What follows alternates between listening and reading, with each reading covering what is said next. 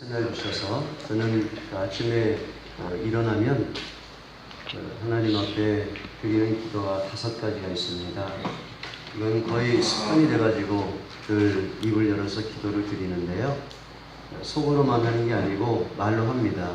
첫째는 하나님 오늘도 새날 주셔서 감사합니다. 감사를 먼저 시작하고요. 그 다음에 두 번째는 여호와는 나의 목자시니 내게 부족함이 없습니다. 이런 고백을 드립니다. 그래야 그날 하루가 욕심을 따라 살지 않게 되고 하나님으로 인해서 만족감이 있더라고요. 실제로 우리 신앙생활의 궁극적인 영성은 저는 그 말씀 하나에 다 드러나 있다고 그렇게 봅니다. 다윗의 고백이지만 여호와가 나의 목자신데 내가 부족함이 없다. 난 이걸로 충분하다. 여호와 한 분 하나님 계시면 난 아무 욕심 없다. 이런 거거든요. 그리고 세 번째는 제가 하나님 오늘도 성령으로 저의 생각과 입술과 행실들을 거룩하게 지켜주세요. 성결에 대한 기도죠. 이런 기도를 드립니다. 그 다음에 네 번째는 하나님 제가 영과 육이 강건하여서 선한 싸움 승리할 수 있도록 도와주세요. 그렇게 영과 육의 건강을 위해서 기도합니다. 그 다음에 5번째는요, 하나님 좋아하는 거 좋아하고 하나님 싫어하는 거 싫어하는 그런 오늘 하루의 일상이 되게 해주시옵소서. 그렇게 기도합니다. 이 5가지는 제가 정해놓고요, 매일 눈 뜨면 입을 열어서 드리는 그런 기도거든요. 오늘 아침에도 이 기도를 마치 누가 들으면 주문해 오는 것처럼 그렇게 보일지 모르겠는데요. 진심을 담아서 그렇게 기도합니다. 여러분 교환에 보면은 사실 이 시간은 11절 말씀 예수님의 기쁨에 관한 말씀을 증거하게 되어 있는데 시간이 또 새벽 시간이고 우리가 또 새벽에 기도하잖아요. 그래서 순서를 좀 바꿨습니다. 이 시간에는 교환을 보면 마지막 순서로 잡혀 있지만 예수님의 기도에 대해서 생각을 해보려고 합니다. 우리 예수님께서는 기도하셨습니다. 예수님도 사실 하나님이시거든요. 근데 하나님이시면서도 성부 하나님께 기도하셨습니다. 예수님이 기도하셔야 사역을 감당하실 수 있다고 하는 것을 우리에게 하나의 본을 보여주신 거죠. 여러분 예수님이 공생애를 시작하실 때도 그냥 사역을 시작하지 않으셨어요. 아시죠? 40일 동안 광야에 나가셔서 금식으로 기도하시고요. 그렇게 하시고 하나님의 능력을 받으셔서 공생애를 시작하셨습니다. 하물며 우리가요 정말 무슨 일을 할 때 기도 없이 일을 시작한다 그러면 이건 정말 하나님과 함께하는 그런 일을 할 수가 없는 겁니다. 기도하지 않고서는 자기 힘에 의지해서 자기가 혼자서 스스로 하려고 하는 것이지 하나님과 함께해서 하나님의 능력의 역사로 그렇게 일을 감당할 수 있는 것이 아니에요. 그러므로 우리는요 어떤 면에서는 일도 중요하지만 일보다 앞서서 기도가 더 중요합니다. 철저하게 기도를 우선으로 하고 그리고 기도함을 통해서 그 마음이 하나님과 함께함으로 모든 일을 감당할 수 있게 되기를 바랍니다. 기도를 영적인 호흡이라고 말하는 것도 그런 이유가 있죠. 왜냐하면 여러분들께서 예를 들어서 코를 막고 숨을 멈춰 보십시오. 한번 그런 연습을 해보시면 얼마나 견딜 수 있겠습니까? 많이 견뎌야 한 1분 견딜까요? 계속해서 그렇게 틀어막고 있으면 잘못하면 죽는 거죠. 아니 잘못하면 죽는 게 아니라 사실은 다 죽는 거죠. 그와 마찬가지로 우리가 호흡을 하지 않으면 생명이 죽음에 이르는 것처럼 영적으로도 기도하지 않으면 우리 영적 생명이 점점 하나님과 멀어지고 그리고 죽음의 자리에 떨어지게 되는 것이 이게 지극히 정상적인 모습입니다. 오늘 여기 본문의 12절에 예수님께서 기도하신 내용을 우리에게 가르쳐 주시고 있습니다. 예수님께서 어떻게 기도하셨느냐? 12절의 말씀에 보니까 이러므로 내가 그로 존귀한 자와 함께 분깃을 얻게 하며 강한 자와 함께 탈취한 것을 나누게 하리니 이는 그가 자기 영혼을 버려 사망에 이르게 하며 범죄자 중 하나로 헤아림을 입었습니다. 그러나 실상은 그가 많은 사람의 죄를 지며 범죄자를 위하여 기도하였느니라 하시니라. 그렇죠? 예수님이 범죄자를 위해서 기도하셨다. 범죄자, 모든 사람이 죄를 범했으니까 예수님은 모든 사람을 위해서 기도하시는 그런 분이시다 하는 것을 알 수가 있습니다. 예수님은 지금도 하나님 보좌 우편에 앉으셔서 우리를 위해서 중보하시며 기도하시고 계십니다.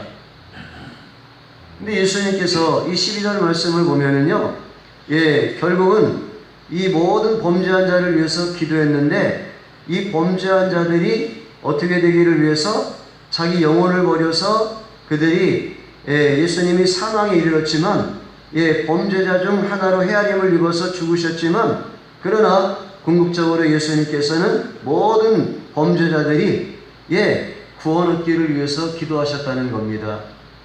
그래서 앞부분에 보면은 존귀한 자와 함께 분깃을 얻게 하며 강한 자와 함께 탈취한 것을 나누게 하리니, 이것은요, 예수님 자신이 십자가에 죽으시고 부활하심으로 결국은 그 결과로 이 얻은 것이 분깃을 얻은 것이고 탈취한 것을 얻은 것이고 또 그것을 사람들에게 나누어주는 것 같은 그런 역사를 이루셨다고 하는 것을 설명해 주시는 말씀이고요. 또 예수님이 실제로 그것을 모든 사람들이 누리기 원하셔서 그 일을 위해서 기도하셨고요. 그리고 그 기도가 응답이 되어서 오늘날 저와 여러분들이 예수님을 믿는 믿음의 자리에 나오게 되었음을 가르쳐 주시고 있습니다. 기도하셨느니라. 우리 예수님 기도의 모범을 보여주셨거든요. 그리고 또 성경을 보면은 예수님께서 그 기도를 이렇게 하라 가르쳐 주신 내용도 있죠. 마태복음 6장의 9절 이하에 보면은 우리가 일상적으로 그 암기에서 이렇게 예배 끝날 때마다 주기도문으로 끝냅시다 하잖아요. 주기도문이 나옵니다. 예수님 이렇게 기도하라 하시면서 하늘에 계신 우리 아버지여 이름이 거룩히 여김을 받으시오며 쭉 나가죠. 근데 이 첫마디부터가요, 이게 엄청난 의미를 담고 있는 말씀입니다. 하늘에 계신 우리 아버지여 그러잖아요. 하늘에 계신 우리 아버지여 하는 것은 여러분 오해하시면 안 됩니다. 하나님이 하늘에 계시고 우리는 땅에 있다고 생각하면 안 됩니다. 하나님이 하늘에 계시다고 하는 것은 가장 높으신 곳에 계셔서 하나님이 모든 것을 다 굽어 살피신다는 의미예요. 하나님은 하늘에만 계시는 게 아니죠. 하나님은 무소부재하신 분이시죠. 안 계신 곳이 없는 곳이죠. 근데 대표적으로 하늘에 계신 한 것은 가장 높으신 곳에서 우리를 언제나 살피시고 그 불꽃과 같이 우리를 지키시고 눈동자같이 보호하신다고 하는 그런 의미가 담겨져 있습니다. 그분이 누구라고요? 그분이 우리 아버지라고요. 이게 참 첫마디만 시작해도요, 이게 엄청난 은혜가 되는 그런 기도의 내용입니다. 하늘에 계신 우리 아버지요. 우리 아버지. 우리는 그의 자녀가 된 권세가 있다는 거죠. 이게 놀랄 일입니다. 일본에 가면 교회에 제 서재가 있는데요. 제 서재에는 이 책상이 있고 책상 하나는 과자로 이렇게 채워져 있습니다. 그 왜 과자로 채워져 있느냐? 제가 우리 교회 아이들 예뻐가지고 아이들 접대용으로 그렇게 준비해 놓은 과자들이 있습니다. 근데요, 제가 때가 돼서 그걸 과자를 꺼내서 애들한테 나눠주기도 하는데, 유일하게요, 우리 교회 아이 중에 마음대로 들어와서 그 과자를 꺼내 먹는 아이가 있습니다. 누군지 아시겠죠? 저희 5째 아이입니다. 걔는 막 노크도 없이 들어와요.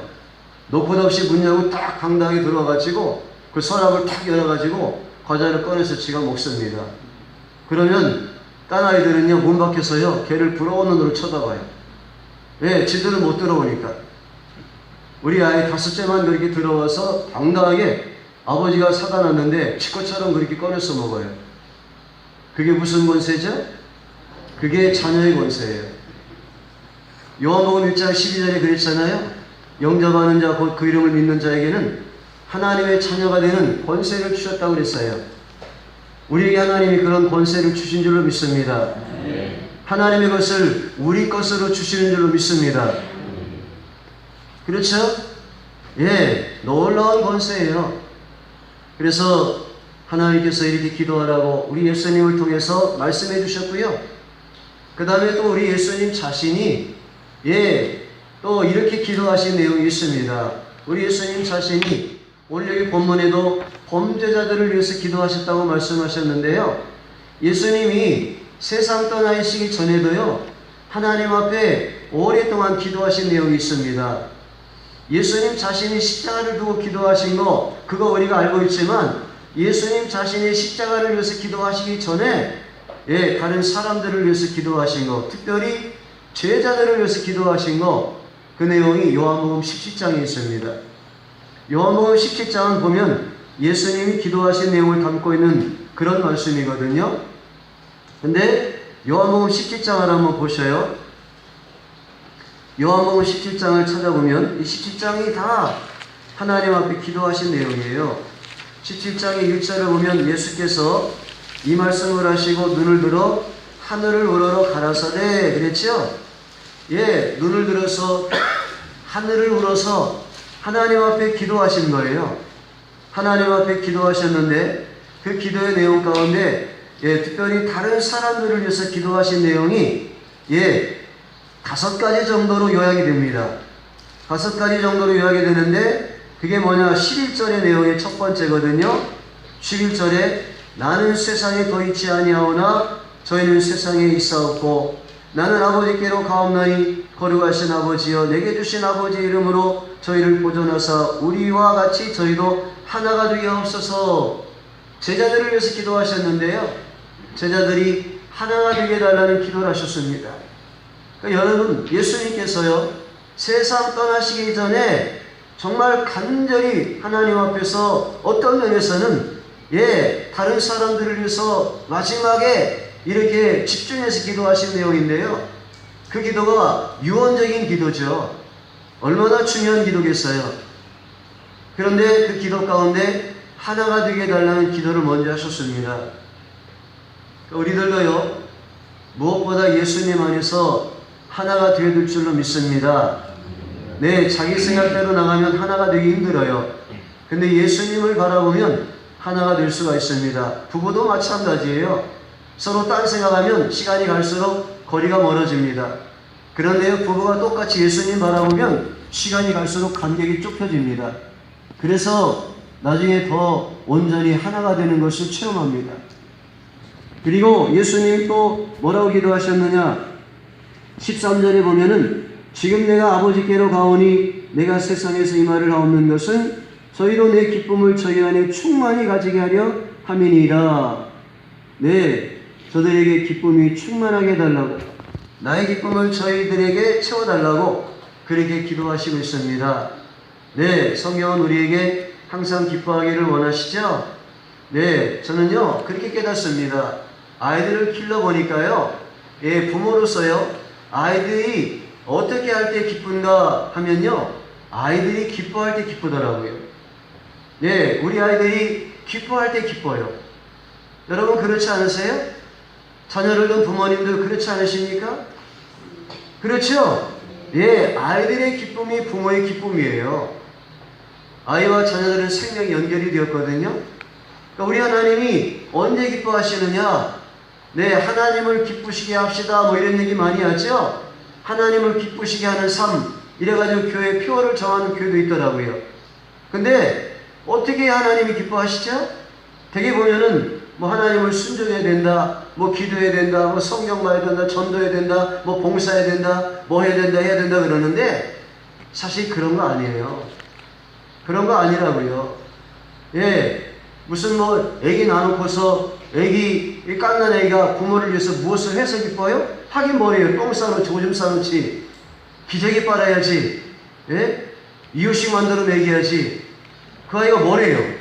그런데 아이가 부모를 보면서 빵긋빵긋 웃어주고요 재롱을 떨고요 아이가 이렇게 기뻐하는 모습을 볼 때 그것 자체로 부모가 기쁜 거거든요. 그렇잖아요? 오늘 집사님이 기도하셨지만 우리가 주님을 기뻐해서 주님을 사랑해서 모든 믿음 행위를 하는 거예요. 사랑이 없으면, 다시 말하면 사랑에는 기쁨이 있는데 기쁨이 없으면 우리가 하는 모든 수고들이 다 사실은 알맹이가 빠진 거예요. 그게 원리입니다. 그리고 세 번째 예수님 뭐라고 기도하셨느냐 하면 17장의 15절에 보니까 내가 비옵는 것은 저희를 세상에서 데려가시기를 위함이 아니요 오직 악에 빠지지 않게 보존하시기를 위함이다. 그렇죠? 예, 악에 빠지지 않게 해달라고. 주기도문에도 있었죠? 예, 주기도문에도 우리가 악에 빠지지 않게 해달라고 기도하죠? 예수님께서도 우리가 악에 빠지지 않도록 그렇게 기도해 주셨습니다. 예, 악에 빠지지 않도록 믿음을 잘 보존할 수 있도록.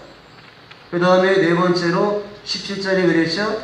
17절에 저희를 진리로 거룩하게 하옵소서. 아버지의 말씀은 진리이다. 그랬죠? 거룩하게 해달라고요.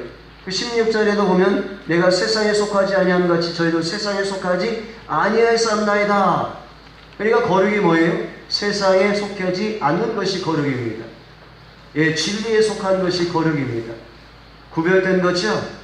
예, 오늘날 가장 심각한 우리 크리스천들의 문제가 뭐죠? 예수 안 믿는 사람이나 예수 믿는 사람이나 이 구별이 없어요. 예, 똑같이 술 먹고요, 똑같이 담배 먹고요, 똑같이 노름하고요, 똑같이 세상 쾌락 즐기고요. 예, 구별이 없어요. 이게 제일 심각한 일이에요. 예수 믿는 사람들이 예수 안 믿는 사람들하고 똑같으면 무슨 매력이 있습니까? 무슨 매력이 있느냐고요? 달라서 매력이 있는 거거든요. 그렇잖아요? 예, 부부가 연애할 때도요, 결혼하기 전에 상대방이 자기하고 다르기 때문에 매력을 느낀다는 거예요. 우리 예수 믿는 사람들이 안 믿는 사람들 앞에 다른 모습을 보일 때에, 예, 안 믿는 사람들이 쟤는 왜 저렇게 다를까? 쟤 뭐가 있어서 저럴까? 궁금히 여기고요. 자기 스스로 또 나중에 와서 질문을 던질 것이고 그때 우리가 나는 예수 믿어서 그래. 아, 예수 믿으니까 정말 다르구나. 뭔가 매력이 있구나. 그리고 예수님의 향기를 맡게 되고 전도도 될 수 있습니다. 예수님이 그 일을 위해서 간절히 기도해 주셨어요. 그리고 다섯 번째로 21절에 보니까 아버지께서 내 안에 내가 아버지 안에 있는 것 같이 저희도 다 하나가 되어 우리 안에 있게 하사 세상으로 아버지께서 나를 보내신 것을 믿게 하옵소서. 그랬죠? 예, 사람들이 예수님을 잘 믿게 해달라고 기도하셨습니다.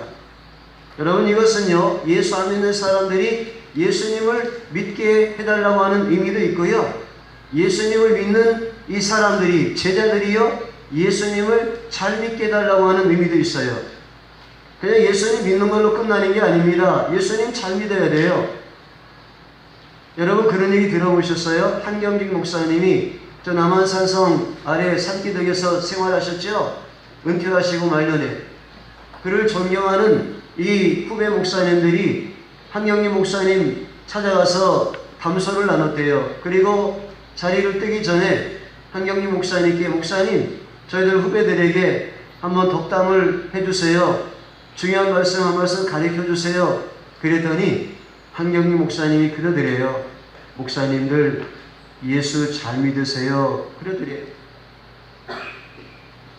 그 상당히 의미가 깊은 말입니다. 예, 예수를 믿는 것이 아니고 예수를 잘 믿어야죠. 예수를 제대로 믿어야죠. 예수님을 바르게 믿어야죠. 예수님께서 기도하신 것이 바로 이러한 내용의 기도입니다. 우리에게 어떻게 기도할 것도 가르쳐 주셨고, 또 예수님 자신이 모범적인 기도의 문을 요한복음 17장에 또 남겨주셨고, 그래서 이 기도에 대해서 말씀을 증거하다 보면요, 끝이 없어요. 뭐 기도 한 가지 주제를 가지고요, 10시간도 20시간도 말씀을 증거할 수 있습니다. 무궁무진해요.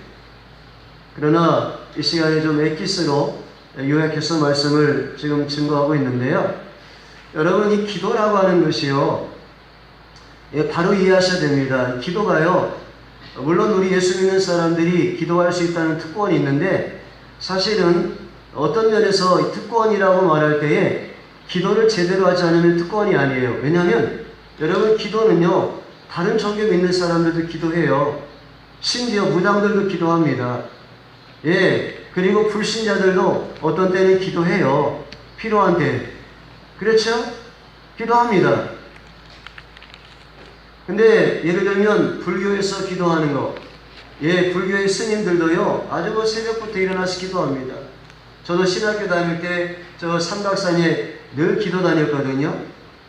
주일 그리고 금요일 기도 다녔는데, 거기서 금요일 같은 때는 기도하면 밤새고 토요일날 내려오는데요. 이 스님들이 새벽에 2시, 3시부터 와가지고요, 목탁 두들기면서 열심히 기도합니다. 근데 불교의 기도는 뭔지 아세요? 불교의 기도의 궁극적인 목적은 자기 비움입니다. 자기를 비우는 거예요. 거기서 끝나요. 근데 우리 예수 믿는 사람들이 기도하는 건 뭔지 아세요? 물론 기도의 자리에 나가서 자기를 비워야 돼요.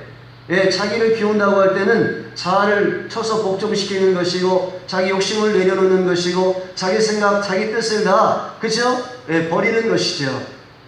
그러나 여러분, 비운 상태로만 있으면 곤란합니다. 비운 상태로만 가만히 방치해두면 나중에 7마귀 들어온다고 그랬잖아요. 7마귀가 들어와요. 비운 것으로 끝나는 게 아니라 채워야 돼요. 무엇으로 채우죠? 하나님으로 채워야 돼요. 성령님으로 채워야 돼요. 하나님의 말씀으로 채워야 돼요. 이게 우리 예수 믿는 사람들의 기도입니다. 그러니까 불교는 상당히 철학적인 깊은 수준에 도달했어요. 자기를 비워야 된다. 그래서 무아지경에 이르러야 된다. 이래야 사람이, 그죠? 이 고뇌가 없어지는 것이고, 그런 세계에 이르러야 나중에 해탈을 하는 것이고, 그래야 극락에 이르는 것이다. 뭐 이런 얘기 하는데, 그 수준인데, 우리는 아니에요. 비운 것으로 끝나지 않고 새로운 것으로 채웁니다. 약한 나를 버리고 강한 주님으로 채우는 겁니다. 그죠? 죄된 나를 버리고 의로우신 하나님으로 채우는 겁니다. 그쵸? 거짓된 나를 버리고 진리 되신 주의 말씀으로 내 안을 채우는 겁니다. 그러니 이게 달라지는 거죠. 그러니까 달라지는 거예요. 기도하면 못된 것, 더러운 거 버리고 새로운 거, 좋은 걸로 채워지니까. 이걸 바로 깨닫고 이 맛을 봐야 기도의 특권을 누리는 겁니다. 기도한다고 앉아있어 봐야 자기를 비우고 하나님으로 채우기는커녕 어떤 면에서는 막 자기 욕심만 늘어놓는 이런 식의 기도는, 그건 기도의 특권을 제대로 못 누리는 거예요. 그리고 또 이슬람 사람들도 기도 열심히 합니다.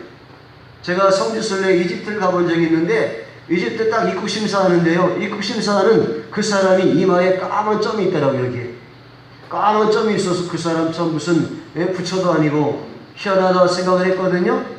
근데 나와가지고 보니까 택시기사 가운데도 또 이 까만 점이 있는 분들이 많고, 무슨 영문인지 잘 몰랐어요.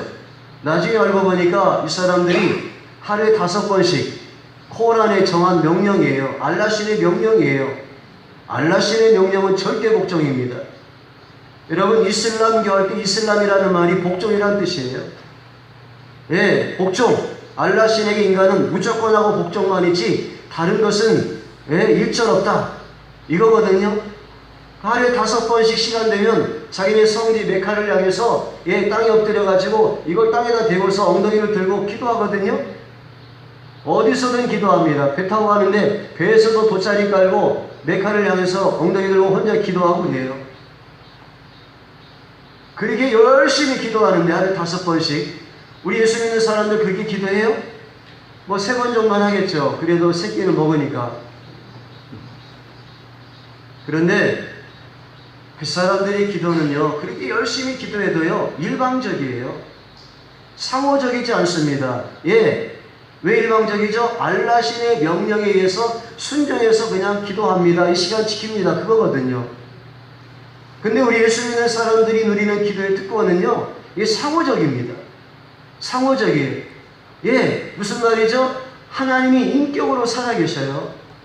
우리 하나님이 지, 정, 의, 인격을 가지고 살아계신 하나님이시고요. 우리도 인격을 가지고 존재하잖아요. 그래서 그 하나님과 서로 간에 교제가 가능한 거예요. 예, 하나님 저 왔어요. 그러면 그래 사랑하는 내 아들 왔구나. 하나님 저 지금 너무 힘들어요. 그래 아들아 힘들지? 많이 힘들지? 예, 하나님 저 힘든 마음 때문에 상한 마음 때문에 정말 마음이 너무 가라앉고 어려운데 하나님 제 마음을 좀 치료해 주세요. 그래 아들아 내가 네 마음을 다 안다. 사람은 몰라도 내가 네 마음 안다. 내가 너를 만져주고 치료해 주마. 나의 능력의 오른손으로 너를 새롭게 일으켜주마. 하나님이 우리와 그렇게 인격적으로 교제를 해주신다니까요. 여러분 사람한테 마음 알아달라고 기대하지 마십시오. 저는 여러분 제 아내하고 26년 결혼해서 살았거든요. 예, 어떤 면에서는요 어느 순간에는요 너무 외로워요. 왜요? 내 아내가 나를 알아줄 것 같은데 알아줄 것을 기대했는데 전혀 몰라요. 그래서 제가 마음이 섭섭한 적이 있었거든요. 근데 가만히 생각해 보니까 저도 똑같이 제 아내의 마음을 못 알아주는 면들이 많더라고요. 왜 그런지 아세요 여러분? 제 아내는 사모지 목사가 아니에요. 그러니까 목사의 입장을 몰라요. 아는 것 같은데 정작 모릅니다. 반대로 말씀드리면 저는 목사지 사모가 아니에요. 그러니까 사모의 입장을 아는 척은 하지만 알질 못해요. 예. 그래서 누가 뭐 이렇게 힘든 일 얘기할 때 예, 그 마음 알아요. 뭐 이렇게 말해주는 사람들 있죠? 그래서 사실은 똑같은 상황을 경험하지 못했으면 모르는 겁니다. 그냥 아는 척 하는 거죠. 똑같은 상황을 경험했다고 할지라도 또 사람이 느끼는 바가 차이가 있기 때문에 그 사람을 온전히 알지는 못해요. 그런데 하나님은 아시죠? 하나님은 아시죠? 하나님은 아십니다. 할렐루야. 하나님 아셔요. 여러분 욥이요. 욥이 그 고난을 견딜 수 있었던 비결도요. 그겁니다. 대개 욥이 그가 나를 연단하시면 내가 정금과 같이 나으리라. 이래가지고 정금신앙으로 만들어진 소망이 있었기 때문에 버틸 수 있었다 그랬죠? 아니에요 여러분. 그거 잘못하시는 거예요. 잘못하시는 겁니다. 제가 지금 딴소리 하는 것처럼 들리세요? 여러분들이 기존에 생각하고 있는 거 다르면 딴소리 하는 것처럼 들리는데요. 아니라니까요. 욥기서 23장 10절을 보시면요. 그 말 앞에 있어요. 나의 가는 길을 오직 누가 하시나니? 오직 그가 하시나니 그거예요. 나의 가는 길을 아무도 모르는데 오직 그가 하셔요. 하나님이 알아주세요. 하나님이 내 마음 알아주시니까 그 하나님이 알아주시는 것이 나에게 위로가 되니까 그것이 나에게 격려가 되고 나에게 힘이 되니까 그 하나님이 내 마음을 달아주시니 그 하나님이 의지가 되는 거죠. 그래서 그 하나님 의지하고 그 환난을 그 고난을 이길 수가 있었던 거예요. 아내가 알아줘요? 아내가 알아주긴 뭘 알아줘요? 당신이 하나님 경건하게 섬긴 결과가 이 모양 이 꼴이냐? 에? 그 하나님 차라리 저주하고 죽어버려라. 친구들이 알아주긴 뭘 알아줘요? 친구들이 찾아와가지고 욥이 아파서 고통받는데 위로해준답시고 와가지고는 위로는커녕 얼마나 가신 말로 욥을 찔러댑니까? 예? 얼마나 그 심령을 더 괴롭게 만듭니까? 사람이 누가 알아줘요? 하나님이 알아주셔요. 믿으시죠? 네. 여러분 사람한테 기대하지 마세요. 사람 의지하지 마세요. 예, 사람 의지하는 건 사람은요 뿌리가 썩어진 돌담이 아니라 나무담과 비슷해요. 쌀이담이라고도 말할까요? 옛날 시골 가면 쌀이로 담 만들고 그랬는데 그런 데다 몸 의지해봐야 예, 그 담도 쓰러지고 자기도 쓰러집니다. 함께 쓰러져요. 함께.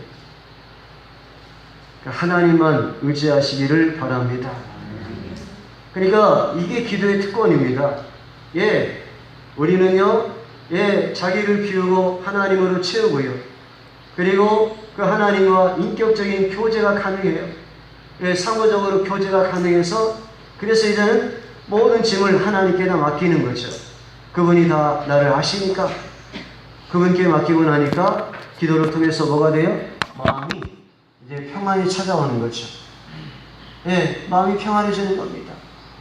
여러분 사무엘상 1장에 보면은 한나가 기도한 내용이 나오죠. 한나가 아기를 못 낳아가지고 군인한테 이지매를 많이 당했죠. 예, 왕따를 많이 당했습니다. 그래가지고 너무 괴로워가지고 아기를 못 낳으니까 그때 당시 아기를 못 낳으면 이게 단순히 아기를 못 낳는 게 아니었어요. 아기는 하나님께로 오는 걸로 믿었기 때문에 당연히 하나님께로 오죠. 아기를 못 낳는다고 하는 것은 이건 하나님께 저주받은 그런 모습이었어요. 예, 그러니까 이게 얼마나 괴로워요. 그래서 하나님의 성전에 와서 기도하는데, 예, 여러분 보세요. 한나가 열심히 기도했지요. 마치 술 먹은 여자가 그에게 기도하는 것처럼 중얼거리는 것처럼, 예, 선지자 엘리가 착각할 정도였으니까 간절히 기도했어요. 내가 술 먹은 것이 아닙니다. 내 괴로운 심정을 주님 앞에 지금 토하고 있을 뿐입니다. 근데 여러분 보십시오.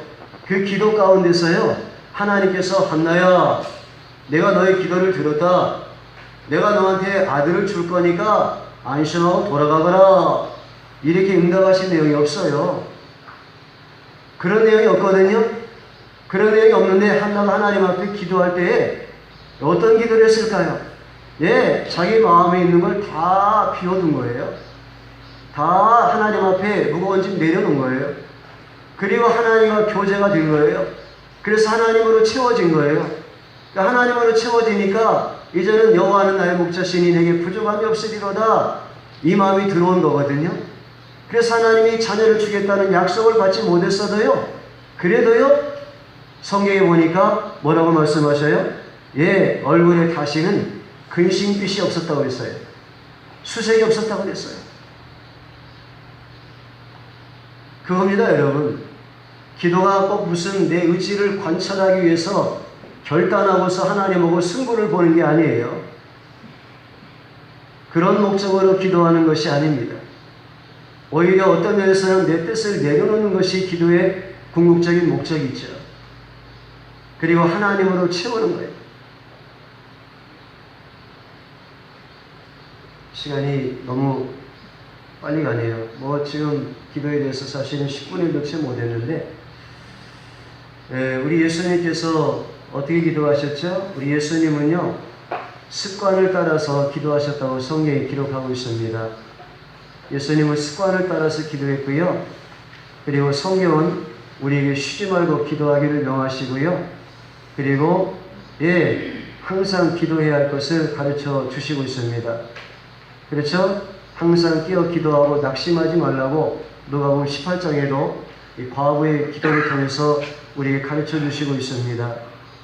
우리가 기도 생활을 항상 습관을 따라서 해야 되고요. 예, 늘 깨어서 기도해야 마땅합니다. 그래야 영적인 호흡이 가능한 것이고, 그래야 하나님과 깊은 교제가 가능한 것이고, 무엇보다요, 예, 그것을 통해서 하나님의 능력이 우리에게 임하는 겁니다. 그 능으로 우리가 선한 싸움 싸워서 이길 수가 있는 겁니다. 예, 마가복음 9장의 29절에 보면은 기도 위에는 이런 유가 나갈 수 없나니 말씀하셨죠? 예, 귀신 들린 아들, 그거 제자들이 쫓아내려고 애를 썼지만 못 쫓아냈어요. 우리 예수님이 단박에 쫓아내셨죠? 제자들이 어째서 이런 일이 일어납니까? 예수님이 기도 외에는 이런 유가 나갈 수 없다고 말씀하셨어요. 제자들도 기도했지만 그 아이를 두고 그 앞에서 기도했지 평소에 깨어서 기도를 제대로 못하는 겁니다. 예, 위기적 상황에서 다급한 상황에서 열심히 기도했지 평소에 기도의 내공이 쌓이지 못한 거예요. 그러니까 평소에 기도의 내공이 쌓여서 정말 주님으로 채워져 있으면요, 예, 그 주님의 능력이 나갑니다. 저도 귀신 들린 사람 여러 봤거든요. 여러 봤는데 확실히 성경적이에요. 제가 일주일 동안 산에 가서 기도하고 내려와서 예, 귀신 들린 사람 앞에 딱 가니까 제 눈을 보더니만 달아나요. 화장실에 들어가서 문을 잠그고 안 나와요. 예, 절대 안 나와요. 예, 노랗게 가라는 거예요. 노랗게 가야 나온다는 거예요. 그 남편이 문을 때려 부셔가지고 끄집어냈는데요. 예, 여기 가지고 와서 앉으라고 했더니 앉더라고요. 같이 예배 드리라고 했더니 고행 돌리더라고요. 기도하자고 했더니 뛰쳐나가더라고요. 그러나 기도해서 무장되지 못하면 어떻게 돼요? 예, 제사장 스게와의 아들들처럼 사도행전에 나와 있죠? 예, 예수님 이름 가지고 귀신 쫓아내겠다고 한마디 했다가 어떻게 됐죠? 귀신이 달려들어가지고 유신 쥐어펴놓고 빨가벗겨 놓고 그리고는 귀신이 떠들어요. 예수도 알고 바울도 알거니와 니까지 놈은 뭐냐고. 그리고 무시하잖아요. 얼마나 수치를 당하고 달아났습니까? 그렇게 차이가 납니다. 현저하게 차이가 나요. 사탄도 살아있는 영이에요. 그래서 우리 영적 상태를 잘 압니다. 그래서 공략할 사람은 공략해요. 항상 예수님처럼 깨어서 기도하고 습관을 따라서 기도하고 그래서 주님의 능력을 받으면 예, 사탄이 얼씬도 있지 못하죠. 상대가 안 되니까. 이게 영적인 세계의 실상으로 있어요. 예, 여러분 부탁을 드립니다. 기도할 때는요 정말 믿음으로 기도하시고요 의심하지 마시고 말씀을 붙들고 기도하시기를 바랍니다. 두 마음을 품으면 안 돼요. 두 마음을 품고 기도하면 하나님 기뻐하는 기도가 못 됩니다. 제가 참 부끄러운 고백이지만 수년 전에 깨달은 것이 뭐냐면 하루에 3번씩 기도하잖아요. 예, 기도할 때 제가 잘못 기도를 수십 년 동안 해왔더라고요. 그걸 하나님이 어느 순간 때 깨닫게 하셨는데 보니까 예, 기도하는데 제가 젓가락, 숟가락을 때로는 들고 기도하더라고요. 무슨 얘기지 여러분?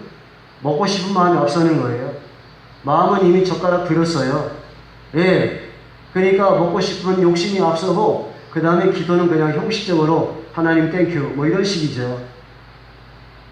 그래서 이게 잘못된 걸 깨닫고요 회개했어요. 그 다음부터는요 절대 젓가락, 숟가락 손 안 됩니다. 상에다 내려놓고 그리고 손 모으고 마음으로 집중해서 한 끼 식사를 먹어도 간단하게 먹어도 하나님 앞에 전심으로 기도를 드립니다. 예레미야 29장 13절에 그랬잖아요. 너희가 전심으로 나를 찾고 찾으면 나를 만나리라 말씀하셨는데 형식적으로 기도하지 마시기 바랍니다.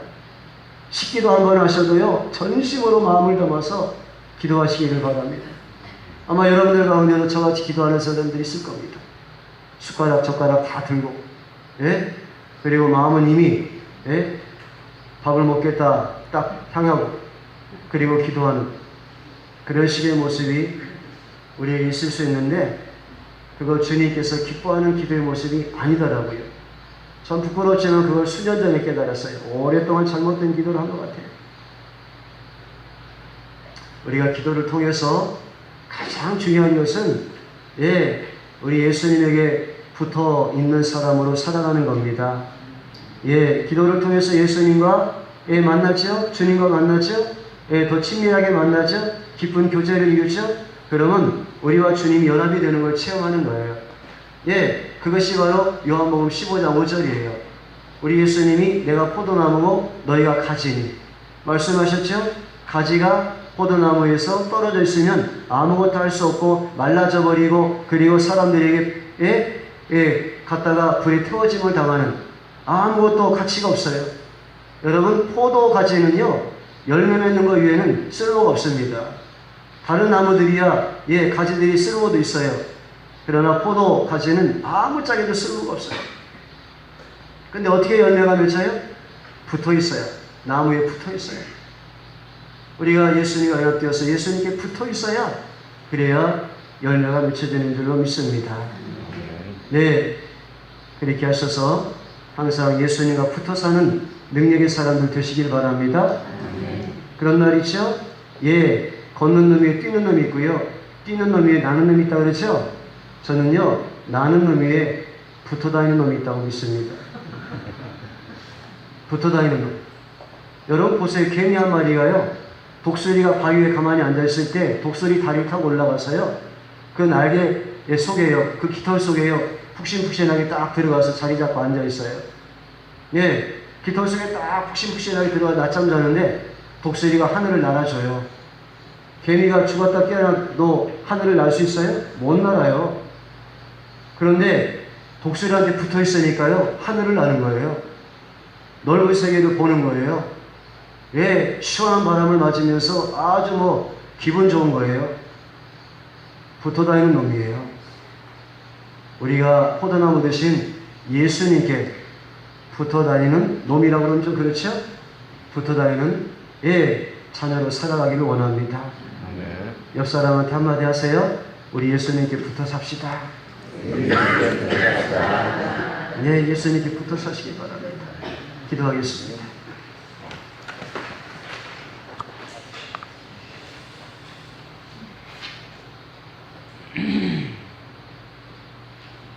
주님 감사합니다. 우리 예수님께서 어떻게 기도하셨는지 예수님의 기도의 모본을 보여주셨습니다. 우리도 예수님 닮아 예수님처럼 기도하기를 원합니다. 나를 비우게 하시고 하나님으로 채우게 하옵소서. 그래서 하나님의 능을 받아서 우리가 그 능으로 언제나 예수님께 붙어서 생활하게 하시고, 그로 인하여서 예수님의 승리의 능력이 우리에게 임하여 우리도 모든 일에 승리적인 신앙의 길을 걸어갈 수 있도록 하나님 사랑하는 우리 사당동 제일교회 성도분들 한 분 한 분 축복해 주시옵소서. 붙어 다니는 삶으로 살아갈 수 있도록 주여 성령으로 접착제 역할을 해주시기를 원합니다. 예수님의 이름으로 기도드립니다. 아멘.